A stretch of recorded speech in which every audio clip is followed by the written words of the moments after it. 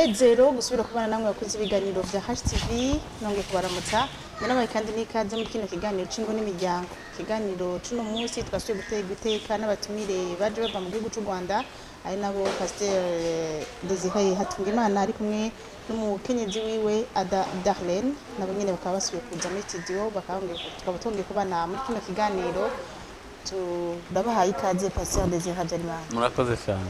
Ada turabahaye ikaze. Murakoze cyane.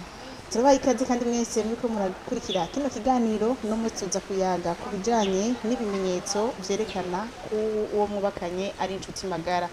Ivyo bimenyetso vyerekana ko mwubakanye ari inshuti magara nivyo tugiye kuganira ku bibazo bivuga ngo mbega kugira umenye umuntu ko ari inshuti magara umenya gute inshuti magara ninde, mbega iyo umuntu yubakanye n'umuntu atari inshuti magara hariho ibipfa hariho ivyononekara. Ivyo nivyo tugiye kuganira ko muri kino kiganiro nkaba nongeye kubaha ikaze. Pasteur Désiré, tubanze dutangure tuvuga ngo mbega ko inshuti magara niki? Urakoze cyane. Abagabo n'abagore babana kuko bakundanye, ariko urukundo ntabwo ruhagije. Habanza urukundo nka fondation, hanyuma hagakurikiraho kubaka ubucuti. Ibi na abantu bose badukurikiye bakwiye kubimenya, bigahinduka n'ubuzima bwabo, kubera ko ikisenya ingo si uko batakundanye, nuko batabaye inshuti. Noneho n'abaye inshuti bashobora kuba batarabaye inshuti magara. Reka ntange nk'urugero, umugabo uko ubwonko bwacu abagabo bumeze.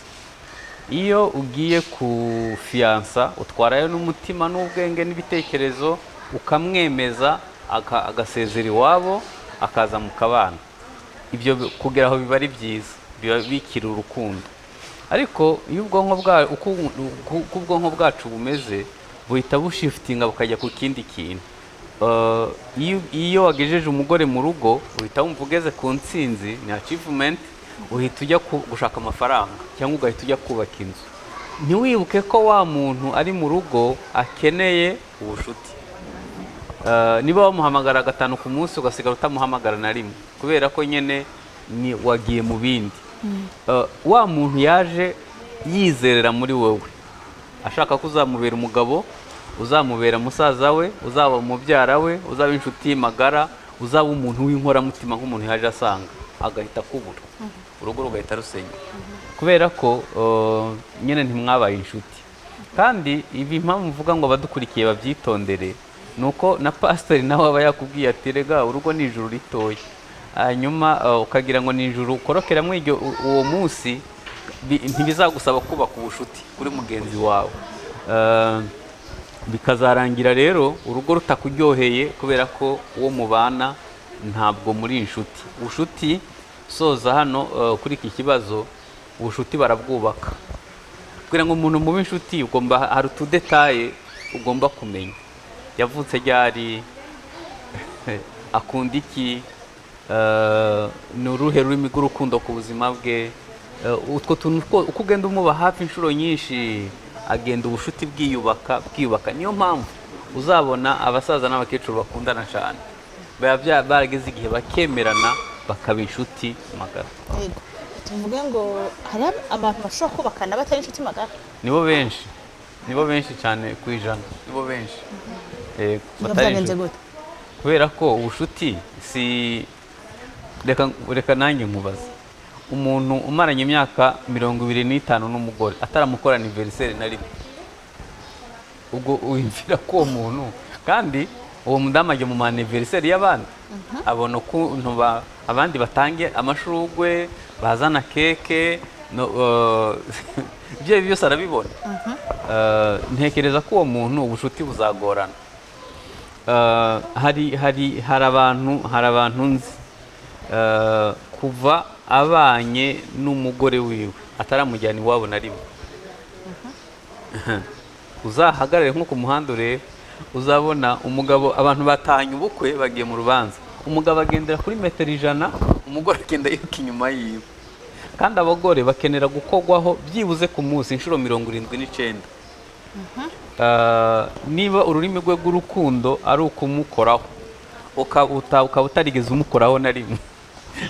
Hari umwe yigeze umugore yigeze kubaza umugabo ngo urankunda, ahubwo ati hashize imyaka 20 mbikubwiye nibihinduka nzabigusubiriramo. Urumva ko ibyo bintu ntabwo bitanga icyizere cy'ubucuti, ahubwo abantu barushaho kutiyumvanamo kubera ko ntabwo bari inshuti. Ada, mbega iyo umuntu umukobwa yubakanye n'umuntu batari inshuti, kenshi biba byavuye kuri umukobwa cyangwa umuhungu cyangwa aba ari umwe atazi kubyerekana, atazi gusaba ubwo bucuti. Usanga kenshi kubera abakobwa cyangwa se abasore mu buryo bwo kubarera ntabwo basobanurirwa neza ikintu bagiye gukora mu rugo. Azi gusa ko azabona umugabo cyangwa azi ko azabona umugore, ariko ibyo kumugira ami intime, ubushuti ni mu gifaransa niko umuntu yabivuga, kuba ari ami intime ni ikindi kintu kiba kitazwi. Aza yumva gusa ko azaba umugabo we, ariko ntabwo yumva ko azanamugira n'inshuti magara ngo abe ami intime, umuntu w'inshuti w'umukunzi kurushaho. Ibyo rero kuko atabizi bituma adashaka ukuntu yabyubaka. Ntabwo wakubaka ikintu utazi. Rero hari icyo byangiza cyane, kubera ko iyo utabizi birasobanura ko ufite abandi ba ami intime, urashaka abandi, kandi umu ami intime ni umuntu ubwira buri kantu kose, akamenya ubuzima bwawe, akamenya uko waramutse, akamenya uko wiriwe, akaguhamagara kenshi, akamenya niba wariye cyangwa niba utariye.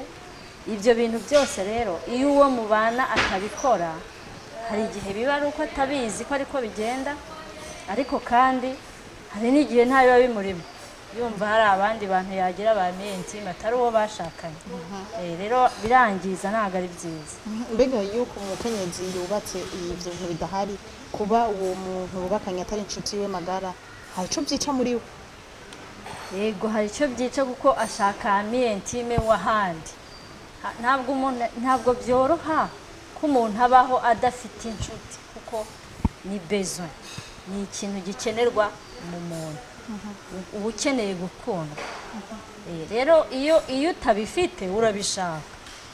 Iyo uwo mubana rero atabyiyumvamo cyangwa ubona nta n'ibyashoboka, usanga yaragiye gushaka abandi bami. Hari igihe rero niba ari umudamu aba afite ami intime w'umugabo, icyo bitanga rero aho birazanamo ibindi bibazo. Hari igihe aba afite undi mu ami intime w'ingeso mbi, akaba yamwigisha ibintu bitari byiza azana mu rugo, kandi bigira ingaruka. Turiko turavuga ibijanye no kuba inshuti magara hagati y'abubakanye. Desire, ntushobora kutubwira, mbega iyo abantu bubakanye batari inshuti magara, ntibashobora kubana ubuzima bwabo bwose cyangwa barabana bapfa kubana uko nyine? Hari umuntu umwe yatubwiye ngo kubaka ntibigoye, ngo kubaka neza nibyo bigoye, hanyuma kubana ntibigoye. None se abantu mukorana mu kazi ntimukorana? Ntabwo bisaba ngo mube muri inshuti. Abantu mucuruzanya ku isoko ntibisaba ngo mube muri inshuti. Hari igihe rero umugabo n'umugore babana nk'abaturanyi badafite icyo bapfa, mukibanira gutyo nk'abaturanyi, umwe wese akamenya ubuzima bwe, undi akamenya ubuzima bwe, nta bushuti buhari. Cyane cyane iyo hari ubutunzi mu rugo, umwe wese afite imodoka ye, undi afite imodoka ye, umwe afite smartphone ye, undi afite smartphone ye, kominika n'abandi abo mushobora nyine kuba inshuti, abo mwiganye, abo muhuje ibyiyumviro, mukiberaho muri ubwo buryo. Ariko mu by'ukuri wibuke ko icyakuzanye, Bibiliya iravuga ngo nicyo gituma azasiga se na nyina akabana akaramata, bombi bakaba umubiri umwe. Imana yubaka urugo hari ibintu bitatu yashakaga. Icya mbere ni ukuba hamwe, icya kabiri ni ukuba umwe, hanyuma icya gatatu ni imibonano mpuzabitsina. Ibyo bintu bitatu ni ingenzi cyane. Ntushobora kuba inshuti n'umuntu mutari kumwe. Ntabwo, kandi iyo bivuze ko kuba hamwe nyine ni ukuba hamwe. Nta kintu kiryoha nk'iyo ukangutse mu gitondo ugasuhuza mugenzi wawe ukamubwira waramutse, ijoro ryabaye ryiza. Ibyo nta muntu atabikunda. Nta kintu kiryoha nk'iyo hari umuntu ukubwira ngo wambaye neza. Ngewe ikintu kimwe cyangoye kuri madamu ni ukumubwira ngo yambaye neza. ntabwo sinigeze mbona papa bigira mama kugira ngo kubimenya byarangwa, ariko naje kumenya ko biri ngombwa. Utwo tuntu mvuze ni utuntu duto duto ariko tw'ingenzi. Waramutse, mbabarira, urakoze, ibyo ntumva ko byoroshye. Ndagukunda utwo tuntu ni utuntu twubaka ubushuti. Hanyuma uwo muntu nyine akumva, ari igihe rimwe na rimwe mpamagara madamu nkamubwira nti hari agakuru, nkamubwira akantu kari fani kari aho tu kadakabije, ariko ni uko nzi ko nyine bizana intimite. Ibyo bintu mwaje kudondagura biratuma umugabo n'umugore babana baryohewe, urugo rwabo rukaryoha. Mbega iyo bidahari abo bantu baba bamerewe gute? Bamerewe nabi. Umuntu umwe yaravuze ngo nubona umugabo n'umugore bicaye mu modoka bagenda baganira ngo uzahite umenya ko atari umugore we. Kubera ko bimaze kumenyerwa ko umugabo n'umugore bari kumwe mu modoka bagenda bafunze isura. Ubwo ntibivuze ko batari inshuti. Utekereza ko uri kumwe n'inshuti yawe mu modoka mutabona udukuru mukagenda museka, ariko iyo mutari inshuti buri wese aba ubona nyine yafunze isura. Rero ntekereza ko niba hari ikintu kibiha ni urugo rutarimo ubushuti, ruhinduka umusaraba, ni ahantu hataba haryoshye. Kubera ko iyo uvuye mu kazi unaniwe, ibyo byose uba utekereza ko hari inshuti yawe uri busange mu rugo uruhukiraho. Hanyuma utaha mu rugo uhakumbuye. Ariko iyo nta bushuti buhari uba wumva uvuga atari ku bundi ndataha njya he, ntabwo biba biryoshye. Iyo budahari rero nicyo kintu kibi, ni ugutangira umuriro ku isi. Ada, iyo tuvuze ngo urugo ruraryoshye ku muntu w'umupfasoni, mbega dushatse kuvuga iki? Kuvuga ko urugo ruryoshye ni uko haba harimo amahoro. Ni ahantu yicara akumva ni heza, akumva yahaba, akumva ahafitiye umutuzo, akumva ni ahantu yaryama agasinzira, kandi uwo babana ntabe amuhanda, ntabe afite amahwa ngo yumve yakwegerayo. Ruraryoha kubera uwo babana ni umugabo we afite ukuntu amufata neza. Abagore kenshi bakunda kubwirwa utujambo, kumubwira utujambo twiza. Iyo rero atwumva aba yumva ari ahantu heza. Iyo umugabo amuzanira utuntu, hariho ibyo pasiteri yavuze ngira ngo bitapfa gusobanukirwa n'abantu bose, ururimi rw'urukundo. Ni ukuvuga ikintu ukunda wumva mugenzi wawe yagukorera. Abantu bose ntabwo ari kimwe. Hariho ukunda kubwirwa utwo tuntu, hariho ukunda guhabwa amagifuti, hariho ukunda ko bamufata mu kiganza. Biterwa rero n'uko ateye. Nanjye iyo tujyana afashe mu kiganza mba numva ari byiza cyane. Numva ari ibintu byiza biruta ibindi bintu byose. Hari icyo yavuze cy'umugabo ujya imbere mudamu akajya inyuma, njyewe ntabwo byakunda. Ntabwo nawe ko ndi mu rugo rwiza tugenda gutya, nahita mbona ikibazo ako kanya. Rero iyo akwemerera akaba azi n'ururimi rwawe rw'urukundo akabigukorera, ubwo uba uri ahantu heza, ahantu uryama ugasinzira, wakanguka mukarebana mugaseka mukabwirana mwaramutse, aho hantu haba ari heza. Mbega none ibyo bintu ku mudamu, ku mupfasoni, ibyo ntibitumva ko bifite agaciro. Mbega umukenyezi nawe birakunda ko abishobora kubikorera umugabo? Ahubwo ku mudamu noneho niho bigomba kugira imbaraga nyinshi, kubera abagabo kenshi baba bagiye kandi baba bari expose imbere y'abadamu benshi cyane, bashobora kuba babarusha kumenya rwa rurimi rw'urukundo ku mugabo wawe, ugasanga abandi barakurusha kubimenya. Bisaba rero ngo abadamu bashyiremo imbaraga nyinshi ahubwo kurushaho, kugira ngo wigarurire uwo muntu wawe mugumane. Ni byiza rero ko ibyo bintu byose ubikorera umuntu mwashakanye, kumenya ururimi rwe rw'urukundo, kumubwira neza, cyane abadamu twebwe dufite kamere yo kwerekana ibibazo. Umugabo atashye, iki cyapfuye n'iki ntabwo cyagenze neza n'iki ugasanga dufite ini lisite y'ibintu byose bitagenda neza. Ariko iyo ushaka ko urugo rumera neza rwitwa rwiza, ugabanya ayo malisite, ahubwo ugaseka, ugategura ibirori, hanyuma ukaza kuvuga bya bibazo nyuma yawe. Nubwo waba utishimye uragerageza, nubwo waba utanezerewe uragerageza, ntuhite uzana ibibazo. Banza uzane ibintu byiza, banza useke, hanyuma ibyo bize kuza nyuma, kuko uragenda wubaka buhoro buhoro. Pasiteri, mbega twavuze ibintu byinshi, mbega twaba turi ko tuvuga bya bimenyetso byerekana ko abantu ari inshuti magara, cyangwa hari ibindi bimenyetso byerekana ko abantu ari inshuti magara? Urakoze. Ibimenyetso byerekana ko abantu ari inshuti magara, icya mbere ni communication, uburyo baganira.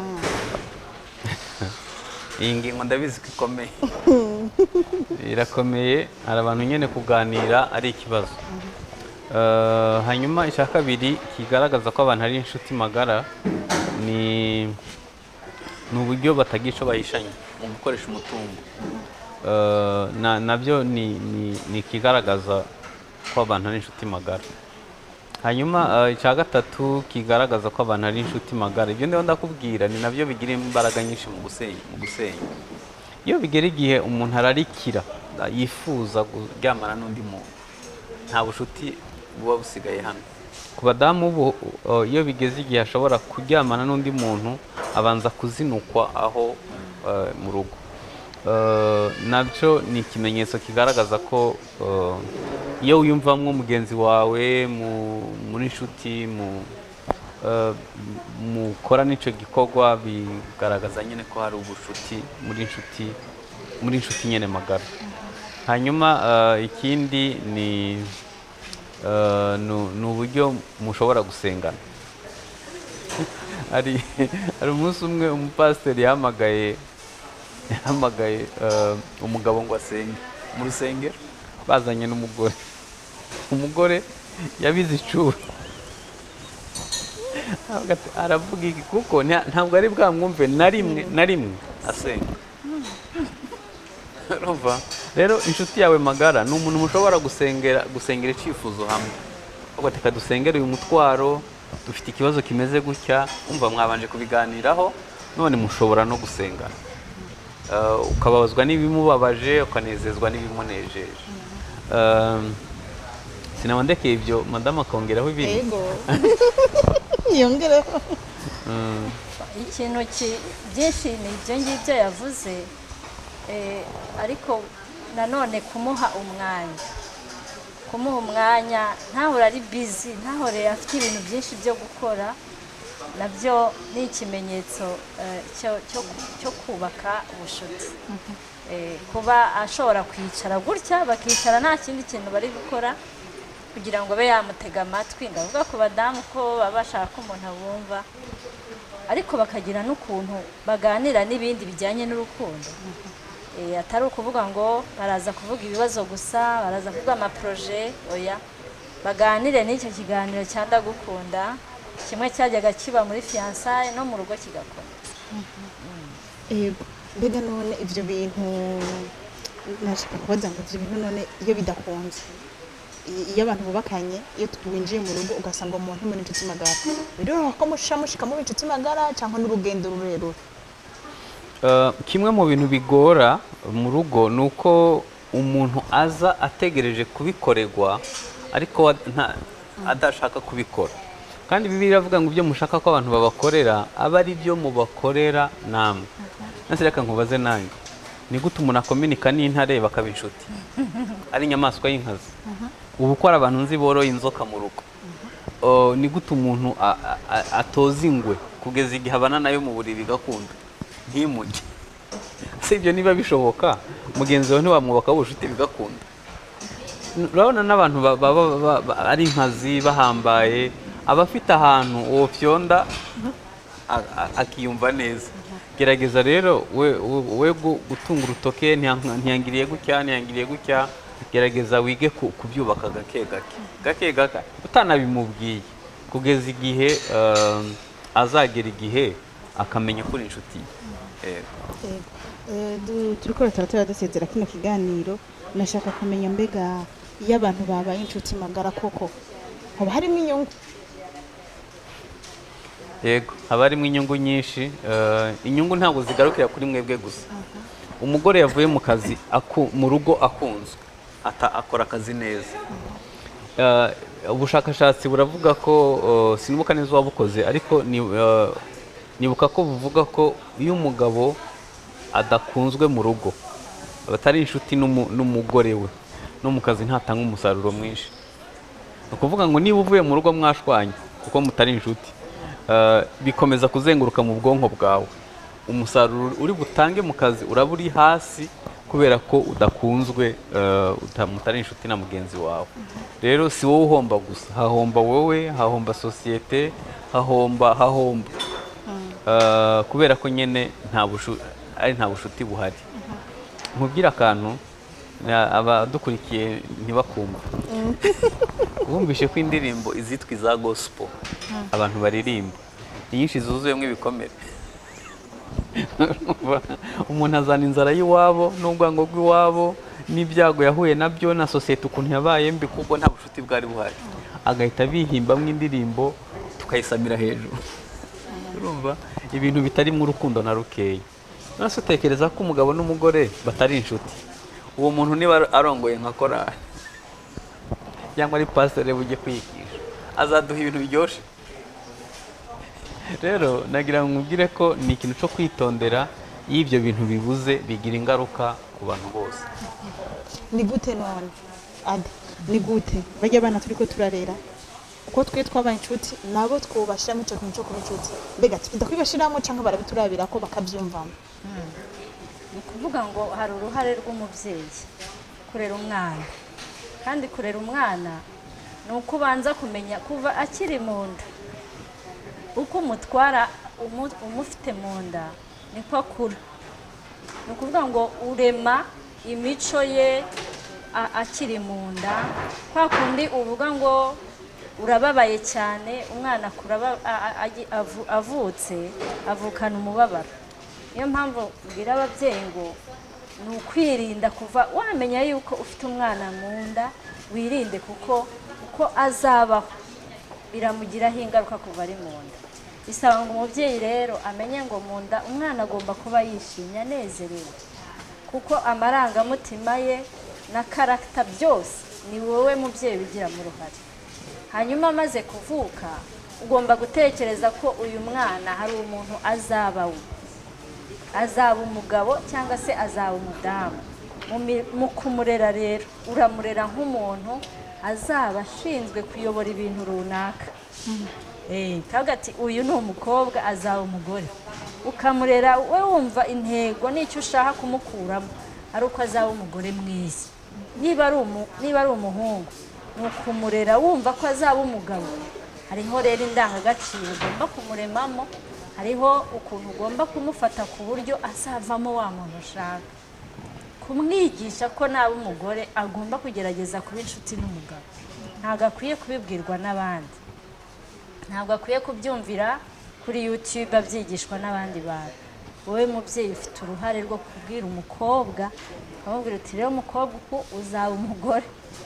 Uzi ko umukobwa ashobora gukwiza imyaka 20 nta muntu aramubwira ko azaba umugore. Ariko amamariyaje nyine akaba ari kuyabona nawe akabyifuza, ariko ntawe uramwicaza ntabwo ati rero umukobwa uzaba umugore. Wenda baziti umugore ni iki? Ababyeyi rero bafite uruhare rukomeye cyane rwo kurera umwana muri bya bice bitatu.